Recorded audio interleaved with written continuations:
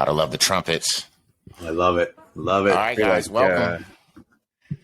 We're Welcome here to another episode of Crbnly Conversations. We have the honor of this time, though. We have our brother Steven rejoining us. So let's give him a little round of applause here. Oh my God. Thank you. You're far too kind. Thank you. I'm honored. It's like he bolted right in here. So, as you know, our conversations focus on an intersection of race, consumption, lifestyle, other things, and focus mainly on being carbonly, which is our term, our way of caring about the earth, leaving things better than they were when we were here. So we're excited, for a new topic. We'll get to that later on, but we'll start things out here with Chad here. Yeah, I've been just wondering. I actually got a couple things, but I'm wondering, since the last time we all chatted, what have you been up to be carbonly? What has stuck out in the last week in life, or maybe happening around you that just, I guess for today, the mood I'm in is what screamed carbonly at you this week, either in what you were doing or what you were interacting with. I'll kick it off. I'll say for me, this is someone that we spoke about on the first episode of Crbnly Conversations, but the Facebook page for gardening with goo has given me a lot of inspiration. So basically, I have one of those portable food compost bins out in my backyard, but I haven't, to be honest with you, I wasn't really too dedicated on saving my food scraps. A lot of it was just because I didn't feel like going out back every time I had food scraps to throw them in there, or the way I was storing them before, I had gnats coming in my kitchen and things like that. So someone on the page a couple weeks ago posted what she does. And what she does is she has a large Ziploc bag that she keeps in her freezer, and she'll just throw her food scraps in there and keep them in the freezer. And maybe once a week on the weekend, she'll go out back and she'll throw them in her compost. So I've been doing that, and it's been like a game changer. I've been saving pretty much all my food scraps that I can put in the compost. It's allowed me to do that to where every weekend I have, one or two Ziploc bags full, to add to the compost.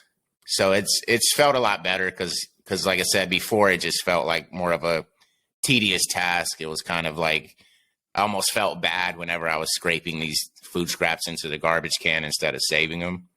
So this has really allowed me to do that, to be more conscious of it and, not have the problems of flies and gnats, swarming around the food scraps in my kitchen. So hopefully, by next summer, I'll have some nice soil, some compost created that I'll be able to add to maybe my tomato plants and help them, flourish even more.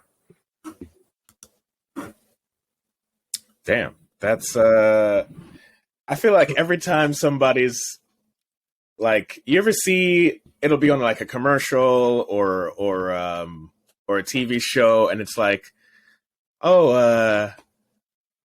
I love your vidalias. How do you get them to bloom like that? And it's always the proof is in the soil. It's always some weird, we compost, or they'll be I think on a Will Smith movie, 7 Pounds, okay. They were oh, how'd you get your roses to be so gorgeous? And they're the trick is banana peel, Yeah. I feel like compost is slept on. Compost is sexy. There's this guy on I can't remember if it's Skillshare or one of those where you go to learn online hubs, and there's this guy, I think his name is Ron Taylor or something. He teaches a composting class, and he says that all the time. He's like, compost is sexy. It is. Yeah. It is. And I mean, I know there's a lot of facts about how much food is wasted, but just seeing how much I waste myself, Mm-hmm. in a week is just mind blowing, Yeah. So We compost here in our tiny apartment, but it gets smelly. So, like, Lauren's actually off. We're lucky that one of the farmers' gardens or farmers' markets down the road on Saturdays has the New York City compost nonprofit there. There's a name for them. I'm going to look this up. And you can just deposit your stuff there, and that gets taken away, and then they compost it all. And I think there's a lot or two here in New York City where you can go and pick some of that soil back up. Oh, really? Okay. Yeah. You got to dig in, I guess, pun intended, a little bit into like where to get it. But as you commute there, you can bring it back, and you can have, azaleas or dahlias or your roses all shiny and clean. I love the freezing it before, because it gets smelly, it gets gross, and then you kind of toss it out. That's such a great hack. And I would just add, so composting regularly isn't but I've composted regularly throughout life. It's not like something I, if you're traveling or whatnot. But what I found, like when you do that pretty religiously and you recycle, you do a really good job, sorting, not to get into like how much of it actually gets recycled after it leaves your recycling bin. Like I find it's plastic bags just about, and maybe like used tissues or like, paper towels, like things that are nasty that you had to clean up a spill or something. That is like the majority of things that end up in our garbage. Rubber bands, or just, that's it. Like it's a gross amount of plastic bags. And it's in one way, like I always think of it as it's almost a filter to realize how much plastic bags are in our lives to live our lives, to do what we're doing. So that's a fun fact. That's a fun Crbnly fact. I'm actually not on like the positive side of the fun side of Crbnly because with my work and traveling from site to site. So yes, I've been bringing my tea or my coffee in my reusable cup, but then I find myself if I'm at a location or at an office, there's snacks, there's coffee, there's everything's prepackaged, and if you're hungry or you didn't have time to like get the thing that you wanted to do or eat at that time, like it's really convenient, but it just kills me because I'm like, I haven't solved how to be Crbnly as I traverse and do my job other than bringing my own mug with me. And because of most of the COVID protocols, if that's fair, coffee shops won't refill your reusable mug. Some are starting that back up, but most of them aren't. They'll give you a discount. So that's my COVID is not Crbnly. I mean, in some ways it was. In some ways it is. That's true. Yeah. That is actually, let's denote that for a future episode. Yeah. How Crbnly was COVID. Yeah. Actually, that's a lovely idea. Yeah. Anyways, thanks for listening. I feel like I got that off my chest because it's a struggle, but it's an action. So if we're going to get there, or if I'm going to get there, like I got to keep thinking. But I did pick up like a handful of nails and screws this week. Fucking nice. New York. So nice. There's at least no flat tires or someone's strollers and getting sometimes. Anyways, don't get me started on job sites. Some old lady's not getting a rusty nail in her foot this week because of Chad. I mean, something. It's just, oh man, it's the worst. If you've ever had a flat tire, it's the worst. So I don't wish that upon anyone. Yep. How about you, Steven? This is actually, we're probably going to explore this more in a later episode, but I was doing a lot of research into, eco-friendly cities. And then I was, obviously the most famous one is Copenhagen. And a big thing they do there is, everyone bikes. Like usually the only time you drive is maybe on the weekend if you're like going out of the city, something like that. But like I think like something wild, like 75% of the population bikes. And so I got a bike. Nice. I don't have a car, but I do, my fair share of Ubering and whatnot. And I feel like, I could contribute to this. And I'm excited to also combat seasonal depression with a lot of exercise. I'm an advocate in biking, that's for sure. There you Two go. big questions. Mhm. Do you have a helmet for safety that matches your bike? Because they may not make that prevalent in their Copenhagen studies, but everyone there wears a helmet too, because their head injuries are no joke. I have to I have to get a helmet. The bike is on its way. Oh, gotcha. So Okay.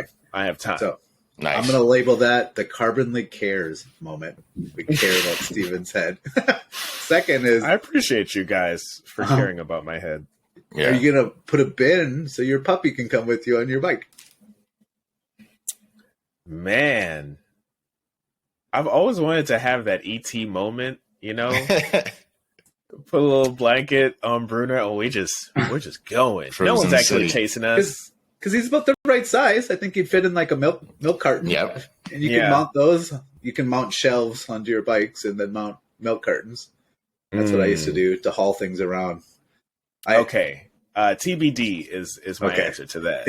If you start exploring, let me know. Like, I've lived that life. I've geeked out in that way. Never with a dog, because I never. You have? Yeah, I have. One year in Minnesota, I committed to biking every day to work or to anywhere I needed to that I could do with a bike, unless I was picking up my kids or had to travel to family. Well, did you do the pet thing? I didn't have, but I had the container. Like, I could have brought a pet. Oh, okay. And I feel like he would, because they need to be calm. They need to be like, yeah, this is what I do. Yeah. Chill out, like ride sidecar. Yeah. I mean, Anyways. Bruno's pretty calm. He's here. Yeah, this is. I don't know where he is. He's somewhere. Yeah. But I love it. It I makes feel me like so he would have been excited. that weird kid with like a not standard pet in that compartment. Like, you'd be riding with like a turtle in the front, just like peeking out, and I'd see you go by and be like, "Damn, that kid's cool." There goes Turtle Boy. There goes Turtle Boy. That actually, I don't have the creativity, but my kids would. That would be something they would, as when I think about them as teenagers, they would squee about. Like, I'm not even really sure what squee means other than an excitement. Skrill. Somehow I knew what that meant, though. Yeah. That's I awesome, used their Steven. word. I'm excited for you. It's fun riding in New York, that's for sure. But dangerous. I'm not going to but lie to that's you. what the I'm helmet- terrified. I'm terrified. Yeah. It's a good place to start. Yeah. You'll get to know the paths that you like, that you feel comfortable in, I'm really looking forward to biking the bridges. Yep. Yeah. Those are fun. George Washington Bridge is a little crazy if you ever plan on doing that. All the spandex. never do that. All the Have you done spandex that? guys. Yeah. I used to. I mean, me and Sergio would ride to Connecticut, and we do 60, 70-mile rides. You don't know how strongly this biking thing could take hold of me. In a few weeks, I could be the spandex guy. Hey, I could be one of those. just don't be one of the douchebag spandex guys that are like think they own the path. I mean, if I'm gonna go full bike, I'm gonna go full bike. I'm getting the shorts. I'm gonna start using the terminology, the little hand signs. Yeah. Yeah. Definitely get you some lights too if you haven't already ordered. I'm gonna start bringing up biking in like social conversations where it doesn't fit. Speaking of politics, have you guys been biking lately? Yeah. It's fun. It's fun. All right. So I'm in. that's Bike awesome. Club. Thank I love you. it. Look at these That's Crbnly awesome. moments. That is awesome. So this is our first full one as a group. Yep. Yep. First Carbonly moment. I love it. All right, Chad. You said you are. Or should we take a break? Yeah, it feels about the right time to do maybe a product endorsement, or maybe All right. in my case, a product endorsement / open question. So, oh, I love that. That's great. Just trying to use some of the, Let's use it. just trying to use some of the options they have here. I mean, I was love great. the evolution of these Please conversations. keep that part in. Yeah. Oh, I love that. So I want to talk to you two and our listeners about Ollie, Olly. It's we'll call it a supplement company. They are certified B organic. They label themselves as sustainable in many different ways. And I'm actually a fan of their men's multivitamin in the blue and their probiotic in the yellow. And Lauren in it as well. So she uses like 2 or 3 of their products. And as we get older, like supplements and vitamins and calcium, vitamin D, all that good stuff is, a smart thing for us to do. So you got to, at least for us, we decided to choose one. And we've chose one. And we just started doing a subscription of Ollie. Thinking because like you can get a little bit cheaper, of course, like that's Crbnly. We have more money to spend on experiences or to support things. Additionally, like you don't have to worry about, well, you have enough, it'll just show up on a regular cadence. And the first time we read about it, it was billed as a way to not have all these containers that you have to go and buy off the shelf and recycle or get rid of. I'm like, love that. Like that to me is my Crbnly moment. And I'm like, I'm really feeling good about it. So we finally got our first shipment in. And the container of Ollie, my multivitamins that come in, is a plastic container. It's a recycled 2. So it's a 2 plastic, which is highly recyclable and highly usable. Gets ground down into pellets or shavings and recompressed into new products. Same as the lid. So the really only garbage is the label and the top of it when you unseal it. So lo and behold, our Ollie, my men's multivitamin comes in this big plastic bag to fill back into the container I have. But that big plastic bag is unrecyclable. It has an NA. And I'm just like, it's killing me. It's literally killing me. And Lauren's like, go tweet at him, go do something. Let him ask this question because it's bugging you. So yeah. I haven't yet. That's one of the things I'm gonna maybe I'll follow up on our next Crbnly break. I think that would be something they would want to hear about. Actually, I'm also I'm not an expert in business, but if they've branded and labeled themselves as a certified B company and sustainable and market themselves, a little bit greenwashing, of course, like no one's perfect here, but that means. And this is what I should go find in their ESG or their CSR reporting is in their supply chain management. Did they consciously make this decision? Someone had to choose this over something else. Like, I mean, I just got a new pair of Allbirds and I tried out a new workout shirt, and that stuff all comes in a cardboard box, and the shirt comes in a paper bag. 2 steps up from like the paper bags we brought to lunch as kids, but it's literally recyclable, compostable. It's probably made from packaged material. So there's a missing opportunity there. And then I had the guy that has made process decisions and operations before, like how much cheaper is this bag compared to something that's recyclable or that's what I was carbon thinking. neutral, and how many of these are they selling, or did they start here and go there? Like, again, like I feel like this commercial is turning into a rant or a ramble, so I'll stop here soon. But it's, it was surprising because I took it for granted that I didn't have to go and do all that work to find out why. And now to find out why I have to go and do all that work, or maybe I can tweet them and they'll tell me. Yeah. Maybe that would be a good thing to use our Twitter account on. Yeah. Yep. That's a good idea. So that is interesting. Crbnly commercial complete. That's interesting. Yeah, definitely keep us updated on that. I'd like to see what happens with that.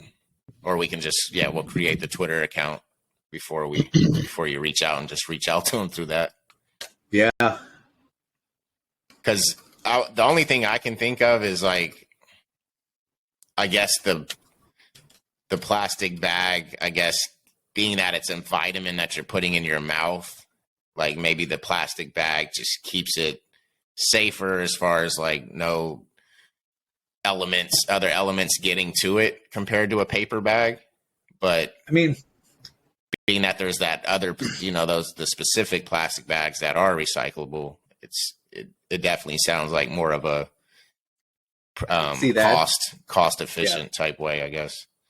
Yeah, and I think to me this part of our conversation like really highlights like how much work it is to actually unpack every consumption decision we're going to make or consuming decision we're going to make. Like, and I think the effort level to be Crbnly, like it should be easy. Companies should actually help us make it easy, and some are, many are greenwashing. But like again, we'll keep exploring this as we go. But I think just highlighting this as like a opportunity to educate ourselves, but also the opportunity, like we shouldn't have to. Like if we want to live this way and the brand is there, and then at the same time, I'll put myself in the company's shoes. And like, it's not easy being 100%, especially when you are shipping things that are consumables and need to be protected or regulated by some type of food law. I don't know if the FDA regulates these or not. So food, maybe we can call this one food for thought. I think we're gonna have fun naming these. Yeah. It's an evolution. No, thanks for sharing that, Chad. I didn't even know I definitely am familiar with Ollie. I didn't know they had the monthly subscription. Yeah. But I'm sure that was a moment when you excited to open the mail and then it's like, dun, dun, dun, plastic, Yeah. Like the rest of them all came in plastic containers that are recyclable, and it came in a box with paper. We can shred that, like that stuff. I mean, it's going to we'll either ship something to someone in it or put it in the paper bin. Yeah. So that felt good. Well, so that was good. I like that break. Yeah. So, Steven, I heard you might have a new topic for us to have a conversation around. Sorry. Love that. Get a little beat as a matter of fact, I do. Actually, this is like bouncing off of what you were talking about, Chad, is, like it is hard to like go from a standard sort of like our standard of standard way of living has gotten pretty wasteful, and it's hard to like when you've been doing something for most of your life to like make this big wholesale change over. And like, I think that's kind of like the nice part about this podcast is just from like consistent listening, you'll just naturally start to make little changes. Like we're not trying to become tree people overnight. We're just small little like consistent steps that are manageable, and then you'll get there. But how do you get others on board? How do you get people to even care enough to make this decision? And I think that is what my topic is about. It's like we all see it every day from like business meetings. Like, this is how we're going to take the company. This is my pitch to take the company to the next level. You see it with movie trailers. They show you like some sort of teaser, some sort of like, this is the vision, and the vision is meant to entice you. It's meant to like enroll you into like wanting that same wanting that same, wanting to be a part of it. I'll contribute my hard-earned money to go see this movie because of the trailer. Like, it looks good. It's something that, like, now I want, and you wanting to see this movie is part of my vision. Like, so we just do this. We use this tactic to get people on board every day. But I feel like it's not really used that way when we're talking about any sort of green initiative, when we're talking about being Crbnly. And so, like, every time people talk about the environment, it's from a negative or preventative mindset. We got to do this, or all the polar bears are going to die in some far off year. And it's like, there's so much of like what you don't want, but I feel like the best way to like long-term motivate people is by getting them to work towards a goal because of something they do want. And I love that. I love that a lot. Yeah. So that was just like a very long roundabout way to talk about the future. Like we talk about what we don't want 50 years down the line, but what are the things we do want? What are the things that, with all these little changes, everyone doing it over time, what are the fruits of the labor, basically, and if that is something that you want, then you'll be incentivized to like start making these changes, so this will probably end up being like a 2-part thing, but I think I would like to focus on just futuristic things that you'd like to see happen, just coming from your imagination. Let's just have fun with this, fellas.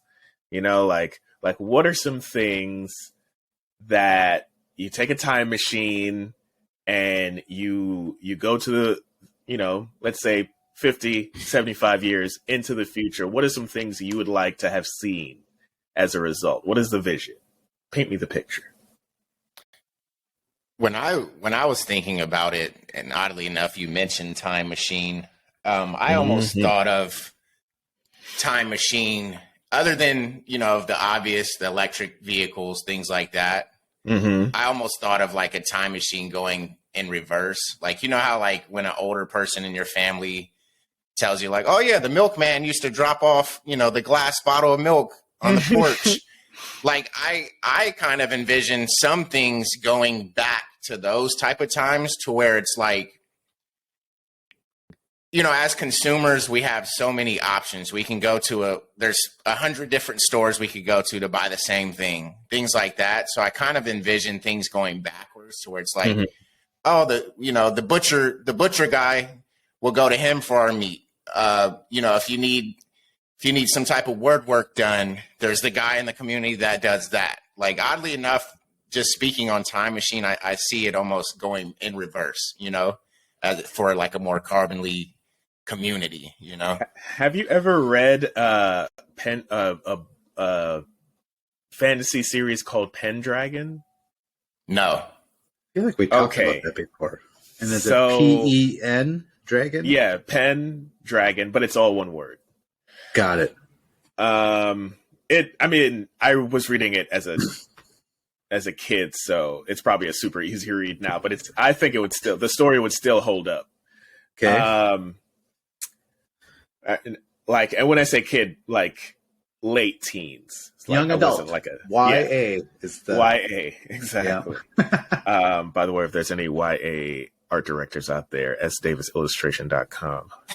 He's your guy. We'll vouch. But yeah, so in this book, it's like a story about, he travels to different worlds where they are just about to hit a turning point where society will crumble and the world will like sort of like fall apart, or society will progress and like go towards the future and be prosperous. And it's, like there's a dude trying to push it one way, and he's trying to push it in the positive way. But he finds out that he lives, like in a society like on Earth, but he finds out that his Earth is called Second Earth. There's a First Earth, which is it's just perpetually in the 1940s, I think. It's perpetually just in the 1940s. That's when First Earth is. And then he goes to Third Earth, which is the future. And, he kind of he's been to First and Second Earth. So that's what he's thinking when he's traveling. Sure. And he gets there and it's just jungle. Jungle? Forests. Forests. It's more nature than you would expect to see in a futuristic society. But it is a futuristic society. They've advanced so much that they realized that they didn't a lot of the Industrial Revolution was a mistake, was they were taking steps back. So they've integrated technology and biology together. So it is there's futuristic medicine, there's all these great technologies, but a lot of what they do, the lifestyle itself has gone back to natural living. Everyone's wearing biodegradable clothing made from kelp, and most of their technologies have just gone back into preserving the planet. So it's just funny you brought that up. If I'm following Stephen, what the universe or the worlds that this Pendragon is set in is society has evolved to such a point that they've set up different versions of society on different planets that are habitable for humans, but it's almost like an evolutional journey. But could the person choose to be on which one they preferred? He's the only person that can travel between worlds. Got it. Okay, so the other ones aren't aware of the other. Yeah. Wait, say it again? If I'm on planet Third Earth, would I be aware of First Earth? No. Not unless you were him. He has this special ability. So what I loved about, again, I love science fiction. I will nerd out all day. But I think about when I was a teenager, younger, YA, I guess for me, young adult was reading Jules Verne. 1800s, late 1850s, 1880s science fiction, which all of it came true. Yeah. The moon, the submarine, other than the oh my god, mysterious island where there's dinosaurs or Journey to the Center of Earth, that's still not true, or that we're aware of. Isn't there a trend of science fiction authors predicting the future? My guess is there's probably a Wikipedia page and a whole subreddit of how right they are over time, right? And Fahrenheit 451, they have they listen to things and they put seashells in their ear, and then headphones came out, which is wild. Sorry, keep going. No, I love it all. And a couple notes. So, what I would take that world. Wouldn't it be great if we've evolved in the future? I think 50 years might not be enough. Maybe more like 500. Where maybe Elon Musk is right. We should settle Mars and terraform it, and maybe we'll find another one and have space travel where it only takes months to get somewhere. And we could build the types of societies that humans would prefer to live on. That's a Crbnly future. Hey, you want to compete on Wall Street? You want to ride the subway? You want to live like it's the 40s where, in Shane's looking backwards, where everyone had a home delivery, but it was a local home delivery. I mean, do you want to live in the future? That would be dope. I mean, I don't think it sounds cool when I say it. That would be dope, but it would be really neat. The other thing you said about kelp clothing, and this is a tangent. I will find a link to this to add this to the podcast episode. So they're currently using mushrooms to grow clothing to, in essence, emulate leather. And through that, they can make clothing to size. So instead of a sweatshop worker, you imagine who that looks like, or a company trying to make sure sweatshop labor is not included in their supply chain of clothing, they can then prefab shirts of a specific size and color and type that are grown into that mold and come out like a shirt. That's crazy. Like they're doing that with like building materials, like a whole bunch of things, all with, in essence, fungi. And scientists are bringing that tech and bio together in that space today, which is mind blowing. I love this. I'm clearly super excited. You can see my nonverbal, like, let me get in the screen of this video and speak at higher octaves. For me, and I want to believe this is a reality in 50 years from now, because I think it will change the game of society and global powers, in addition to helping us all live a carbonly lifestyle to an optimal level and make decisions that we are hard to unhinge ourselves or unconnect as a group, as a society, as a country. That is fusion power. So fusion power is the ability to harness the power of the atoms, like, not nuclear, like where you got to split it and create an explosion and have all that nuclear waste, but instead like the attraction between, and again, I'm high level explaining it. I'm sure it's way more complicated than this, but that the atomic bonds between elements, or even electrons and neutrons within elements, that they spin around and they use a bunch of energy to get the fusion reactor running. But once it's running, it's self-sufficient and will produce more power than it takes to keep it running. And with that, it's game changer, because all the power around the world starts to shift. I mean, literally physical power we use to run our appliances, drive our vehicles, manufacture things, agriculture, like the need for fossil fuels changes completely. Like, I don't ever see fossil fuels going away, but the volume of demand for it. I mean, if I was some of these countries that are solely financed by fossil fuels, some of them see the writing on the wall, and they're trying to evolve into a city of the future. But I think fusion power for me is just a dream come true, because then it starts to reset, upset global political power. That in itself is a scary thing. So like how it's handled, like, and there's movies written, that I invented it and everyone tried to stop me because like, and I'm, again, don't sue us, Exxon, but the Exxons of the world, the Shells of the world, the Conoco Oil of the world, like they want the Middle Eastern countries of the world, the South American countries, like their control goes away because so much influence they have by producing petrochemicals and shipping them around the globe. I mean, the whole Russia, wouldn't have the ability to finance their military campaign in Ukraine if they didn't have all these natural gas reserves. Yeah. And I think it's a scary statement, because whenever power changes globally, like, we're all going to be ran over or could be consumed by it. Or if we're going to be on Mars, baby. Or we'll be on Mars. Right.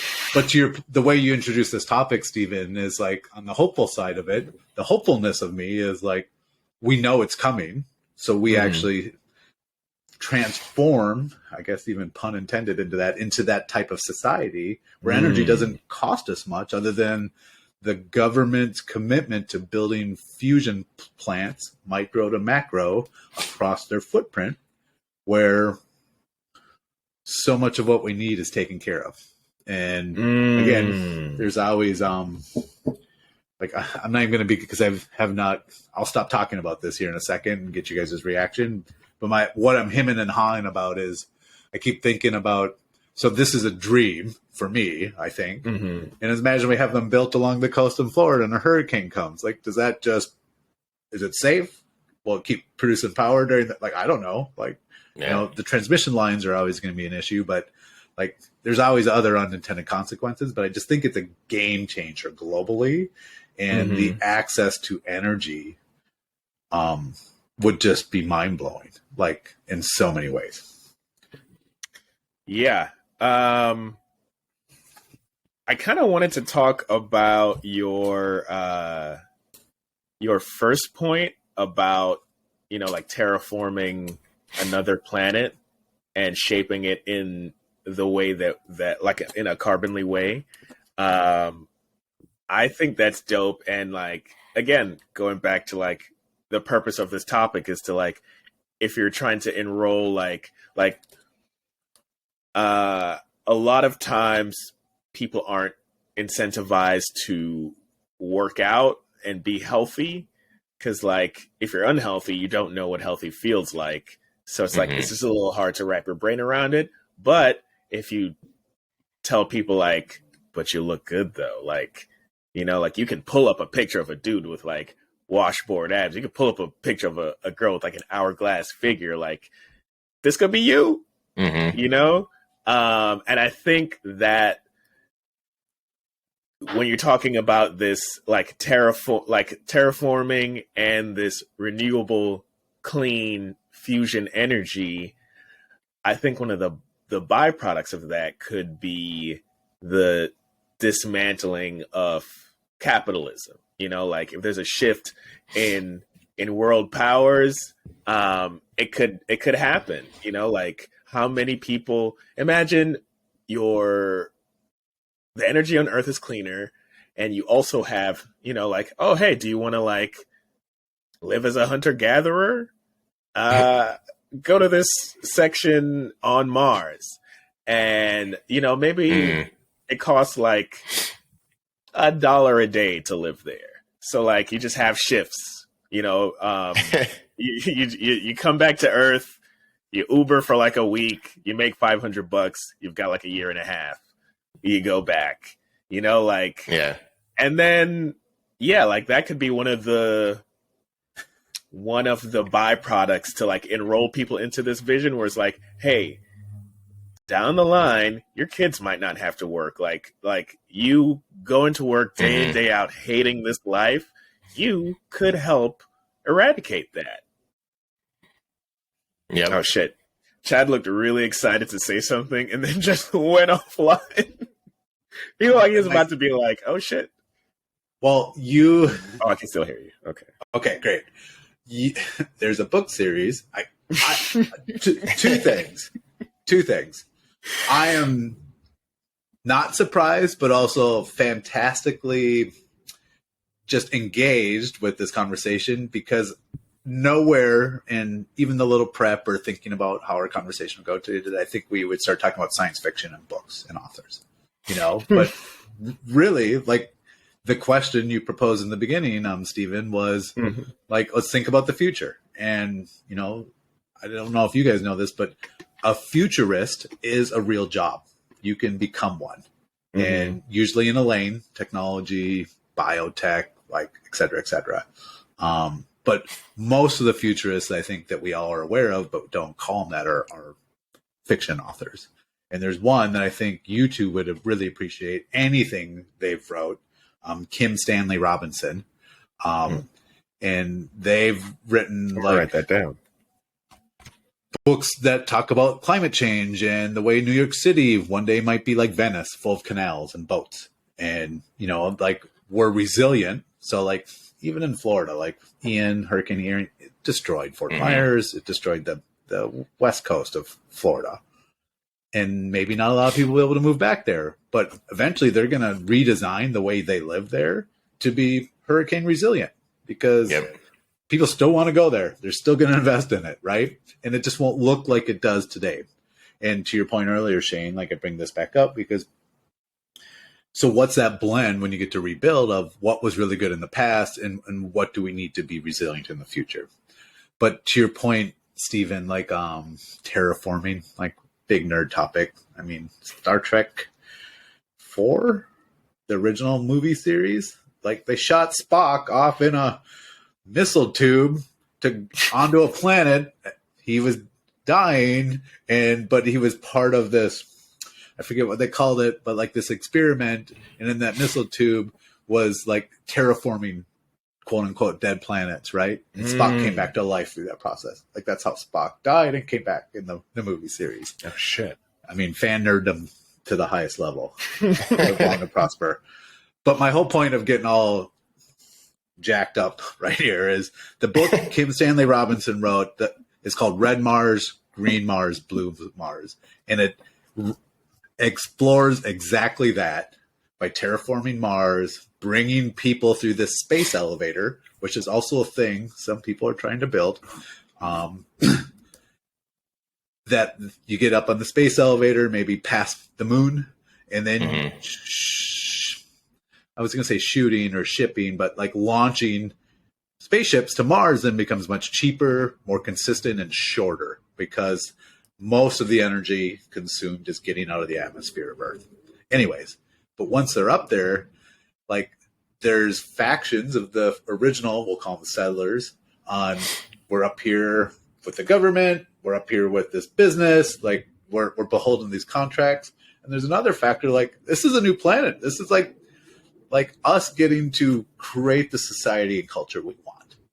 And while they're terraforming the planet and all this social unrest is playing itself out, and it's all of the above. It's a really great book series. And it's one of don't quote me if it's the earlier in Kim Stanley Robinson's writing career or mid, but it's in the beginning section of their writing, and they've been writing currently. Like they're still. I use the pronouns they because I'm not sure how Kim Stanley Robinson what pronouns are, so I'm just going to use they for now or their name. But some of the books they wrote in the last 4 or 5 years were New York Times bestsellers. Like I don't, yeah. All right. So I think you guys huge fan of. Like I wish I was retired so I could just read their entire. Because that would be an author I would just like start at the beginning and read everything, like I used to do as a teenager when I had time and would like I'm going to read this series and I always have a book in my hand. Clearly, I am nerding out. What a Crbnly moment here. Hey, well, hopefully they listen. Hopefully they listen and they send you the whole series. I mean, this podcast was brought to you by books. Open them, read them, learn something. Books and LeVar Burton for his love of books and helping kids around the world have that too. I listened to him on, he won a Webby, if you guys are familiar with the Webby Awards. And so he was interviewed just recently. So if you pick up the Webby podcast, I guess this is a endorsement for the Webbies. And then the Webby, but it was it's just humbling to listen to his story and how fortunate but thankful he is for the life he's gotten to live. Like if we could invite him and he would say yes to this podcast and we could ask him about what the future would look like. It's going to happen. Come on. That would be awesome. We're going to get there. Dreams. That'd be sweet. We got to start somewhere. Yeah. Yeah. Right now we're probably the 200,000th listened to podcast. But every week we're gonna go one up. Steven, there's millions. But that's what friends and families are for. The network. Well, we gotta be better than some podcasts, just off the rip. Yeah, you would think. Like it's just a probability in the beginning. There's probably a podcast about gravel somewhere that we gotta be better than them. Hopefully. I mean, don't shit on gravel too much because we need it. It's important. I mean, I would argue these are all the future topics. Gravel is the most Crbnly component of this planet. It's so versatile. It's reusable. You can turn it into things, crunch those things up, and it becomes gravel again. Yeah. It's just what grade of gravel do you need? So, okay, but I'm very true. God. Don't sleep on gravel, folks. So what are you thinking, Shane? I'm curious to go back, pun intended, to your idea and what draws you to that and why. I would say what draws me to it right now is just my investment in my community, it kind of reminds me a little bit of that. Like we do have specific, like we have the print shop. If any of all of the local businesses go to this local print shop to get their T-shirts and things made and things like that, instead of ordering them online from maybe a little bit cheaper, but it's more about supporting community. And that's kind of where my mindset has been the last 6 months or so, is just like community. And I think that within community, it makes everyone a little bit more carbonly in a way.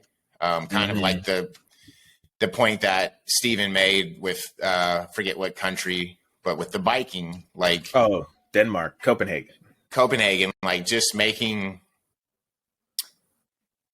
communities to where you have kind of the essential needs of everyone within that community. It makes it a little bit easier to be carbonly, because it's like, you could bike to your doctor's appointment, or instead of hopping on the bus or the train, and things like that. But then I also love the futuristic idea that you had, Steven, with us. It's almost like a video game where you could pick, instead of which level you want to be at, you can pick which lifestyle. So if you want to be in the hunter-gatherer, where it's a little bit less expensive to live on that, in that stage, or if you want to be in this quote unquote like hippie type environment where it's like everyone is gardening and, and things like that, that might be right now where I'm at in life, that would be like the level that I pick, where it's like everyone has their own garden beds. And we also have a community garden where, we kind of have all of the essential needs of everyone within the community within, a mile walk, or, at the most, you know what I mean? So it's just like, we definitely have to have, because not everyone's going to be on the same page. There's going to be some people that still want the flying cars in 50 years that we thought would be around by now anyway. So I think option would help, but at the same time, it's like it's going to take all of us to kind of come to some sort of agreement, to where it's like, okay, this is what we need to make the world a better place. But yeah, I mean, that's kind of where I'm at. It's like I'm enjoying the more retro type lifestyle right now, to where it's like, I love to get deliveries, instead of it being from Amazon or some of the other websites. It'd be just from a local business that drops it right off on my porch, Fun fact, you mentioned, like, when you initially started talking about this, you mentioned the milk delivery. That actually got more carbonly because of war. Originally, they had what do you call it? They had bottle caps, like straight up bottle caps on the milk, on the glass milk bottle, and they would get delivered to you. Like however many you needed, they'd leave the bottles on your doorstep. And then when, I can't remember, it must have been the First World War. Yeah, it was the First World War. They needed all the metal, all the raw material they could get to make things that would kill people. Yeah. So they switched to, I think it was still a glass bottle, but they switched to a cardboard top. Like it was just like a cardboard, like just like a square of cardboard, like, and then just kind of like with adhesive, and they just put it on the bottle cap. You just peel it off and then you use the milk. So yeah, war actually like led to like a little part of society being a little bit greener. That's but I think this is man, I don't know about you guys, but I had a lot of fun with this. Yeah. I think this is a good point to sort of sum up what we've been talking about.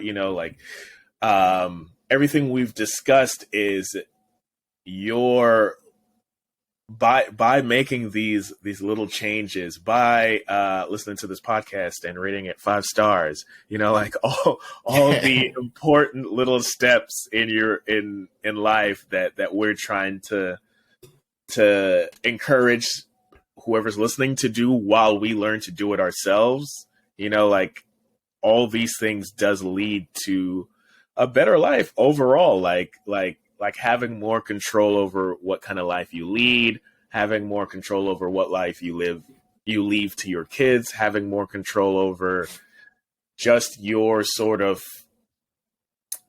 like, I don't know, like ethics about the world. Things can all be better. All these things that we were talking about, like a shift in world powers, the sort of like either mitigating or complete abolishment of capitalism, like being fit if you're biking every day, all these, like that sort of like nostalgia feeling coming back as we sort of return in certain aspects of our lives back to like a simpler time. All these things, if it appeals to you, you could, like by sort of like taking care of the planet in a sustainable and ethical way, these like probably byproducts that we haven't even talked about today, these things could come to fruition. These things could be real. I think in our next episode, we're going to talk about this again, but from a tangible standpoint, from, here are things that are actually happening, actually going on, like these things are like being put into place as we speak, and here's what it could mean in the future, Yeah. So, and this might be one of the worst times to ever bring up Kanye West, just because from what the hell he's doing right now. But I wish we had the sound clip where he's going off, where he's like, "You don't got the answer, Sway." It's like nobody has the true answer, but like just through these conversations, we can at least see what everyone is thinking and, serve as a community and kind of come up with these better options. But like you said in the beginning, Stephen, it's like a lot of times we're focused on the negative instead of like the positive outcome. So like just through these conversations, through, all of the listeners maybe commenting and sending us feedback or just sending us what their ideas of a Crbnly world in the next 50 years looks like to them.